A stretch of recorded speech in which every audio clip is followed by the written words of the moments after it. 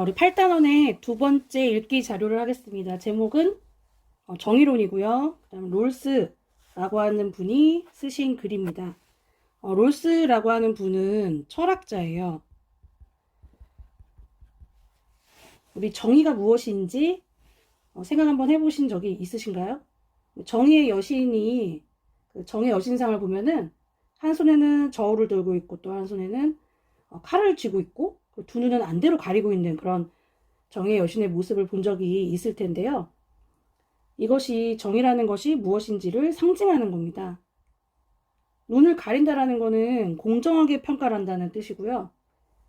그리고 손에 저울을 들고 있는 것은 오른손에 들고 있어요. 저울을 들고 있는 것은 공정한 기준으로 뭔가 평가한다라는 의미를 가지고 있고요. 또 칼을 들고 있다라는 것은 잘못한 부분이 있을 경우에는 엄격하게 벌을 내린다라고 하는 그런 상징물을 정의 여신상으로 만들어놨는데 우리 롤스가 생각하는 정의라는 것은 무엇일까? 이것에 대해서 우리가 한번 알아보도록 하겠습니다. 자, 이 글은 사회에 관련되어 있는 글이고요. 사회 중에서 법에 관련되어 있다라고 볼 수 있죠. 자, 소재는 정의로운 사회 만들기가 바로 이 글의 중심 소재가 됩니다. 정의로운 사회를 어떻게 만들 것인지.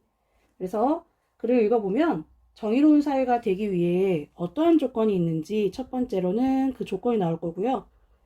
그다음 두 번째로는 정의로운 사회가 지켜야 하는 원칙이 나올 거예요.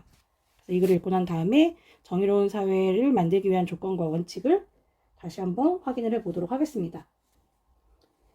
자, 글 내용을 읽어보시면 현실 문제 해결을 위해서 가상 상황을 설정할 거고요. 또 개념들이 등장을 할 거예요. 다양한 개념들이 등장을 하면서 이론을 논리적으로 설명을 할 겁니다.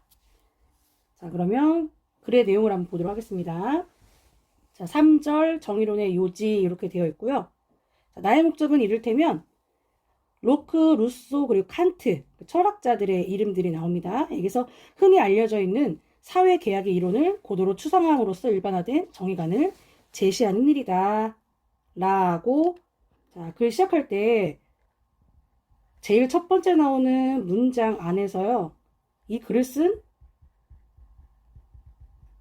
목적이 등장을 합니다. 이 글을 왜 썼는지 그 목적을 첫 번째 문장에서 얘기하고 있어요. 그러니까 정의관에 대해서 제시를 하기 위해서 글을 썼다라고 합니다.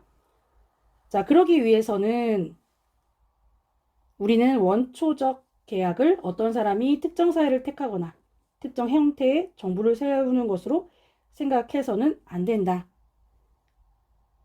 자, 그러기 위해서 여기서의 그러기 위해서라고 하는 것은 정의의 원칙에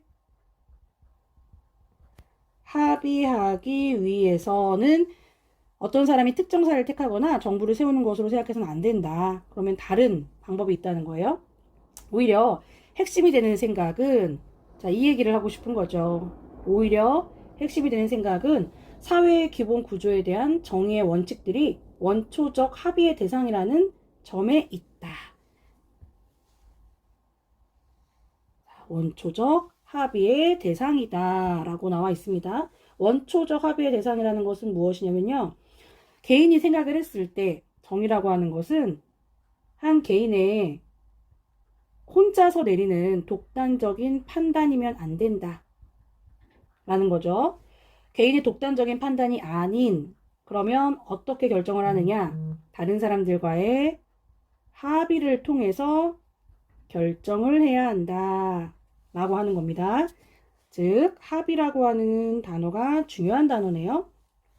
자, 그것은 자신의 이익 증진에 관심을 가진 자유롭고 합리적인 사람들이 평등한 최초의 입장에서 자, 평등한 최초의 입장이 바로 원초적 계약의 핵심적인 조건이 됩니다. 우리 아까 첫 번째 정의로운 사회가 되기 위한 조건 나온다 그랬는데요. 바로 평등한 최초의 입장이라고 하는 조건이 나왔습니다. 그들 조직체의 기본 조건을 규정하는 것으로 채택하게 될 원칙들이다. 이러한 원칙들은 그 후의 모든 합의를 규제하는 것으로서 사람들이 참여하게 될 사회 협동체의 종류와 설립한 정부 형태를 명시해준다. 정의 원칙을 이렇게 보는 방식을 나는 공정으로서의 정의라고 부르고자 한다 라고 하면서 공정으로서의 정의라고 명명해 줬습니다. 공정으로서의 정의를 다시 한번 말하자면 뭐가 되겠어요? 평등한 최초의 입장에서 원칙을 채택하는 것입니다. 자, 공정으로서의 정의란 평등한 최초의 입장에서 원칙을 채택하는 것이라고 정리하시면 되겠습니다. 자, 그래서 우리는 사회협동체에 참여한 사람들이 하나의 공동 결의를 위해서 함께 협의합니다. 결의를 통해서 기본적인 권리와 의무를 할당하고 또 사회적 이득의 분배를 정해줄 원칙들을 함께 채택한다라고 상상해 볼 수 있다. 사람들이 서로 상충하는 요구를 조정하는 방식과 또 그들 사회의 기본 원장이 무엇인가를 우선 정하게 된다. 각각의 사람들은 합리적인 반성을 통해서 무엇이 자신의 선인지를, 다시 말해서 그가 추구할 합리적인 목적의 체계가 무엇인지를 결정해야 하듯이 사람들의 집단은 그러한 목적 체계 가운데서 무엇이 정의 그리고 부정의로 간주될 것인가를 정하게 됩니다. 합리적인 인간들이 평등하고 자유롭고 또 가상적인 상황에서 행하게 된 선택은 일단 이러한 선택의 문제가 해결된다라고 생각될 경우에는 정의의 원칙을 결정해 줄 것이다 라고 나와 있습니다. 자, 그래서 우리 첫 번째 문단 안에 내용을 한번 다시 한번 보시면요. 정리하면 자, 평등한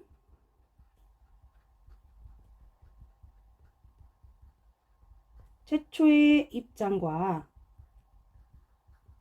또 공정으로서의 정의를 얘기하고 있습니다. 자, 가상적인 상황에서 행하게 될 선택이라고 하는 것 자체가 평등하고 자유롭게 설정된 그런 상황이기 때문에 우리 공정으로서의 정의까지 함께 살펴봤습니다. 자, 여기까지를 가문단이라고 할게요. 자, 가문단의 내용 정리를 해 주시고요. 자, 그 다음에 나문단 가겠습니다. 나문단. 자, 공정으로서의 정의에 있어서는 평등한 원초적 입장이라고 하는 것은 이제 연결되어 있는 서로 관련되어 있는 개념들을 같은 색깔로 한번 표시를 해볼게요. 평등한 원초적 입장이라고 하는 것은 전통적인 사회 계약론에 있어서 자연 상태에 해당합니다. 같은 말이에요. 자연적인 상태라는 거예요. 그러니까 문화적으로 원시 상태가 아닌 순수한 가상적 상태를 말하는 겁니다. 자, 여기 나와 있는 자연 상태는 바로 순수한 가상적 상황을 의미하는 겁니다. 자, 반대는 뭐가 되겠어요? 문화적 원시 상태가 되겠습니다. 자, 이 원초적 입장을 역사상에 실제했던 상태로 생각해서는 안 됩니다. 더구나 문화적 원시 상태, 바로 나오죠. 문화적 원시 상태가 아니라는 거예요. 생각해서도 안 된다. 그것은 일정한 정의관에 이르게 하도록 규정된 순수한 가상적 상황으로 이해가 됩니다. 지금 같은 말 또 나오고 있습니다. 자, 이러한 상황이 갖는 본질적 특성 중에는 자, 우리 특성 한번 정리를 해볼게요. 순수한 가상적 상황이라고 되어 있는데 이 순수한 가상적 상황이 되기 위한 조건들이 있습니다. 그 중에 첫 번째는요. 아무도 자신의 사회적 지위나 계층상의 위치를 몰라야 합니다. 그 누구도. 자, 가상이기 때문에 이렇게 조건을 만들어 주는 거예요. 두 번째로는 또 아무도 몰라야 돼. 소질이나 능력, 지능, 체력 등을 천부적으로 타고나는지를 모른다. 라고 조건을 주어줍니다. 또 심지어 당사자들은 세 번째, 자신의 가치관, 특수한 심리적 성향도 모른다라고 가정을 했을 경우에 순수한 가상적 상황의 조건에 맞는 것이 되겠죠. 자, 이러한 아무런 변수가 없는 경우에 순수한 가상적 상황에서 정의의 원칙들은 무지의 베일 속에서 자, 무지의 베일 계속해서 지금 유사한 단어들은 같은 색깔로 표시를 하고 있어요. 선택이 되고 있습니다. 자, 그 결과 원칙들을 선택함에 있어서 아무도 타고난 우연의 결과나 또 사회적 여건의 우연성으로 인해 유리하거나 불리해지지 않는다라는 점이 보장됩니다.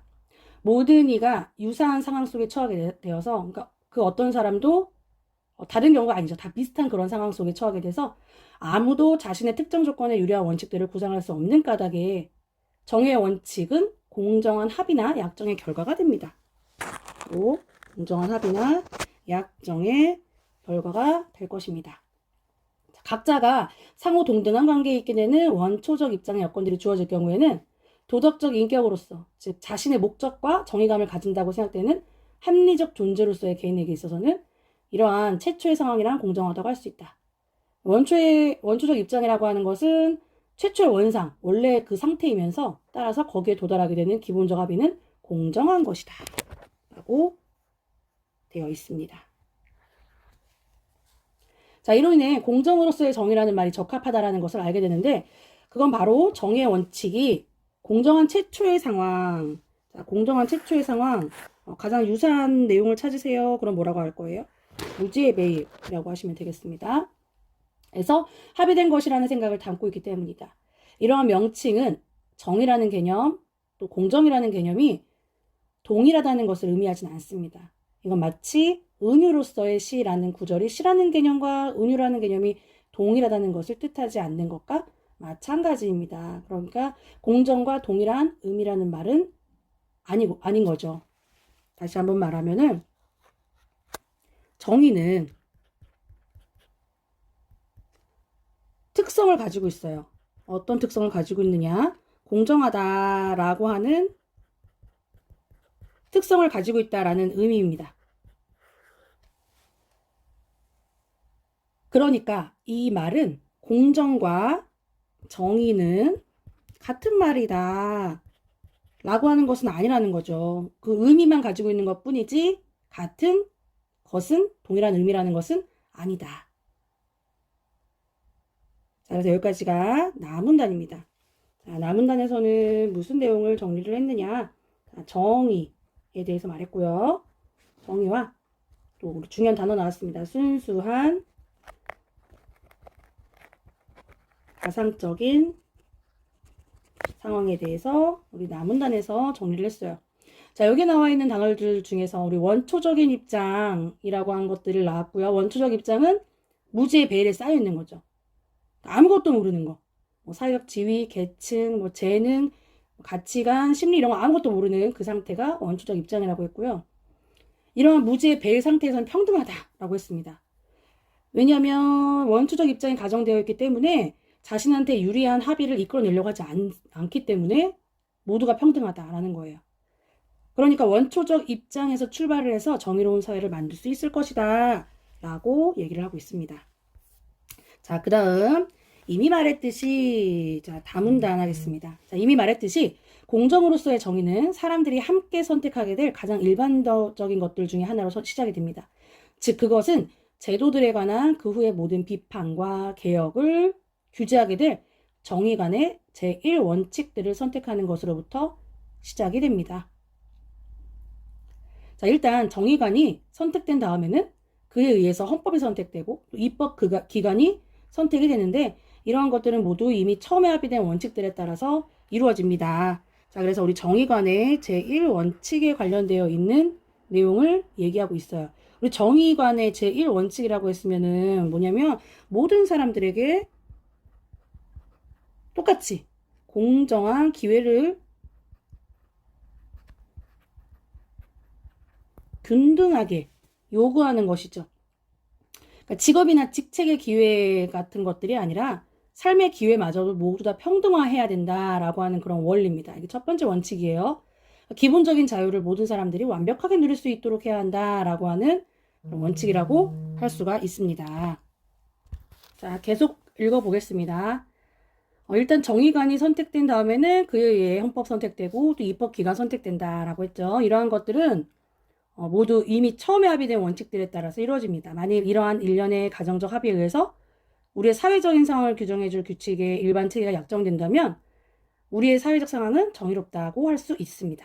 나아가서 일단 원초적인 입장에서 일련의 원칙들이 정해진다고 가정할 경우에는 사회제도가 이 원칙들을 실현하고 있을 때에는 언제나 거기에 참여하는 사람들은 서로의 관계가 공정한, 즉 자유롭고 평등한 사람들의 합의가 될 조건으로 서로 협동하고 있다라고 하는 것은 사실이다라고 하죠. 자, 자유롭고 평등하다 라고 한다는 것은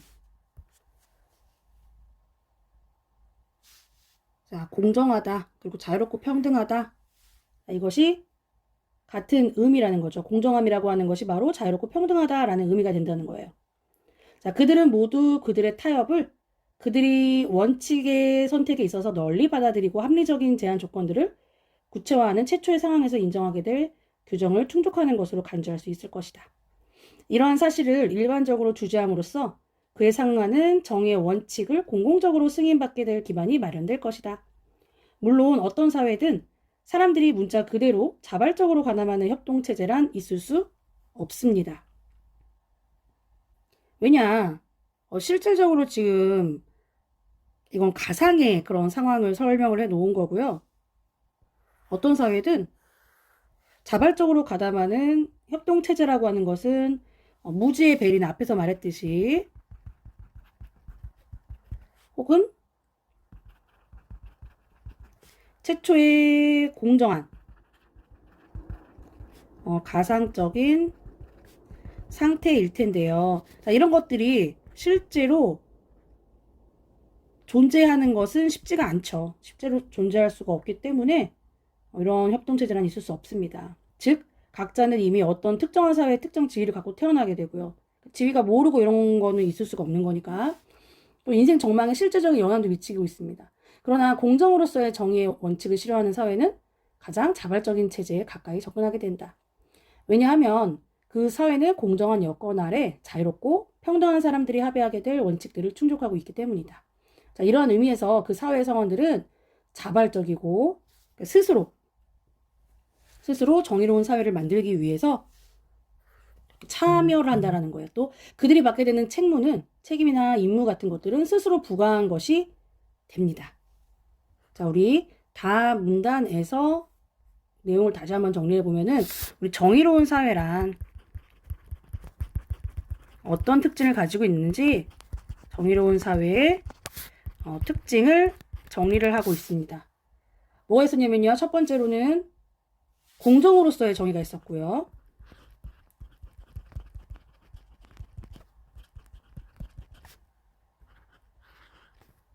두 번째로는 자발적인 협동 체제를 갖고 있다. 사람들은 자유롭고 평등하고 또 뭐 서로 협동을 한다. 이렇게 설명을 해놓고 있습니다. 자, 계속해서 문단 라로 써서 보겠습니다. 내가 주장하려는 것은 원초적 입장에서 사람들은 다음과 같은 상이한 두 원칙을 채택하리라는 것이다. 즉, 첫 번째 원칙은 기본적인 권리 또 의무의 할당에 있어 평등을 요구하는 것이며 첫 번째 원칙. 그다음 두 번째는요. 사회적 경제적 불평등, 예를 들면 예시 나와 있고요. 권력 그리고 재산의 불평등을 허용하되 그것이 모든 사람, 사회의 최소 수혜자에게 이득을 가져오는 경우에만 정당한 것임을 내세우는 것. 자, 이러한 원칙들은 소수자의 노고가 전체보다 큰 선에 의해 보상된다는 이유로 어떤 제도를 정당화하는 일에서 배제가 됩니다. 다른 사람의 번영을 위해서 일부가 손해를 입는다라고 하는 것은 편리할지는 모르겠지만 정의롭지는 않다. 어떤 일부의 번영을 위해서 손해가 생긴다라고 한다면 그것은 지금까지 말했던 정의와는 거리가 멀다라고 하는 것이에요. 그렇기 때문에 자, 불평등은 정의로운 걸까요? 정의롭지 않은 걸까요? 정의롭지 않다라는 겁니다. 그러나 불운한 사람의 처지가 그 불평등으로 인해서 자, 불평등으로 인해서 더 향상된다면 소수자가 더 큰 이익을 취한다고 해도 부정의한 것은 아니다. 직감적으로 떠오르는 생각으로는 모든 사람의 복지가 그들의 만족스러운 삶의 필수적인 사회협동 체제에 의존하기 때문에 이득의 분배는 가장 곤란한 처지에 있는 사람들,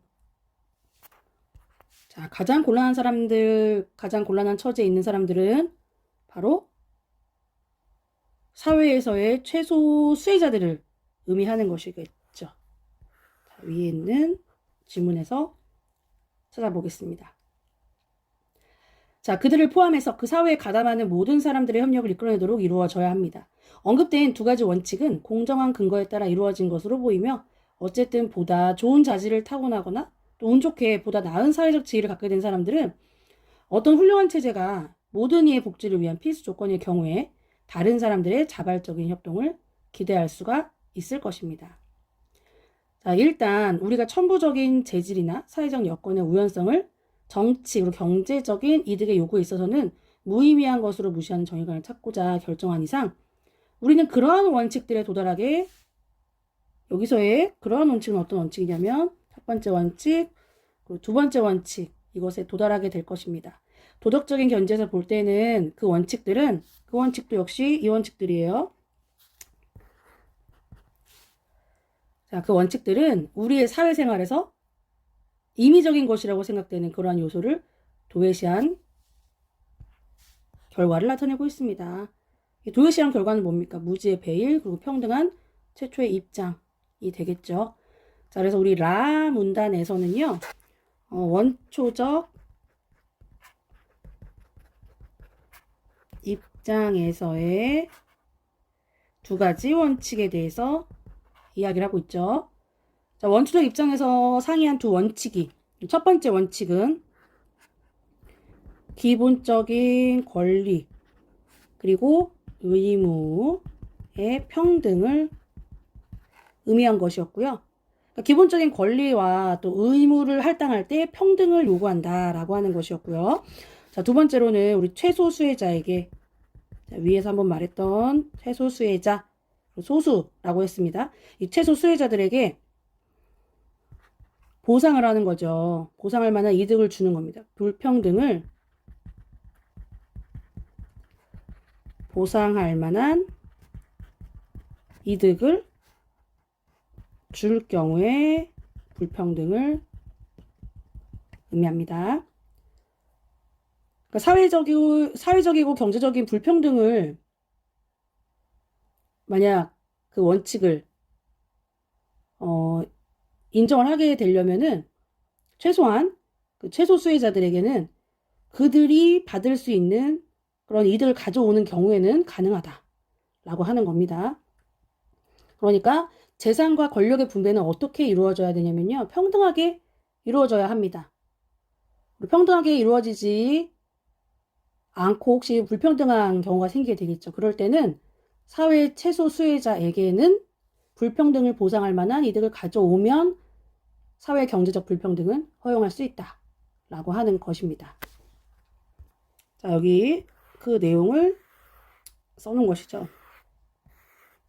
사회란 이런 모습이어야 된다라고 되어 있어요. 어떻게 되어 있냐면은 보다 좋은 자질을 타고나거나 운 좋게 또 사회적인 지위를 갖게 된 사람들은 훌륭한 체제가 그러니까 훌륭한 제도가 여기 사회적인 좋은 제도가 존재를 해야 된다라는 겁니다.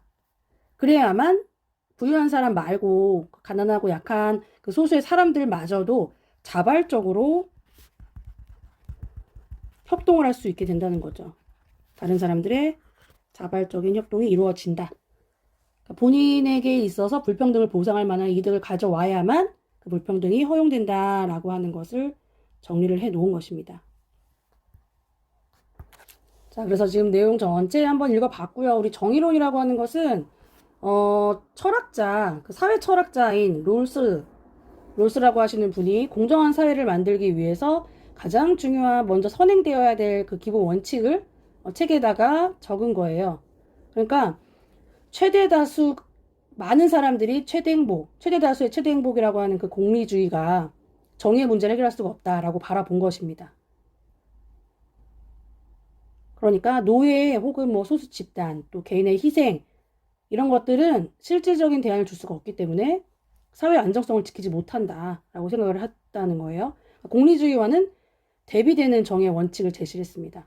그리고 원칙을 제시하고 그 원칙을 도출하기 위해서 방법을 제시한 그런 글이었어요. 자, 쭉 다시 한번 읽어봤습니다. 그래서 가상적 상황이라고 하는 것들이 나오고 있죠. 평등한 원초적 입장이라고 하는 가상적 상황이 등장을 하게 되고요. 무지의 베일에 가려져서 모두가 평등할 때 그때 우리 가상적 상황 안에서의 정의는 도출될 수 있다라고 했습니다.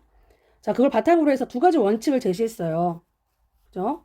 자, 두 가지 원칙을 다시 한번 확인을 해보면은 첫 번째로는 기본적 자유는 모두 완벽하게 누려야 된다. 모든 사람들이. 그리고 두 번째로는 가장 빈곤한 사람일수록, 그러니까 사회의 최소 수혜자라고 나와 있습니다. 본문에서는. 자, 이런 사람들의 복지를 먼저 우선적으로 배려를 해야 한다. 그래야만 그 약자들에게 이익이 돌아가야만 사회적이고 경제적인 불평등이 인정된다. 라고 롤스는 정의론의 그 특징을 구상을 하고 있다는 거예요. 자, 이렇게 우리 정치 분야에서의 공리주의 원칙에 대해서 대비되는 입장을 가지고 있는 롤스의 공정한 사회를 이루는 데 필요한 기본 원칙을 제시한 정의론이라고 하는 글을 다시 한번 읽어봤습니다. 자, 두 가지 원칙을 스스로 읽어보면서 한번 정리를 해보시고요. 이 정의론을 읽어보면서 최대 다수의 최대 행복이라고 하는 공리주의 원리가 정의의 문제를 해결할 수 없다라고 생각을 했던 그 이유, 그리고 자신이 가지고 있는 그 정의로운 사회를 위해서 필요한 두 가지 원칙을 한번 여러분들도 마음속으로 다시 한번 떠올려 보면서 생각을 해 보셨으면 좋겠습니다. 자, 이렇게 두 번째 읽기 자료도 마무리를 짓도록 하겠습니다. 수고하셨습니다.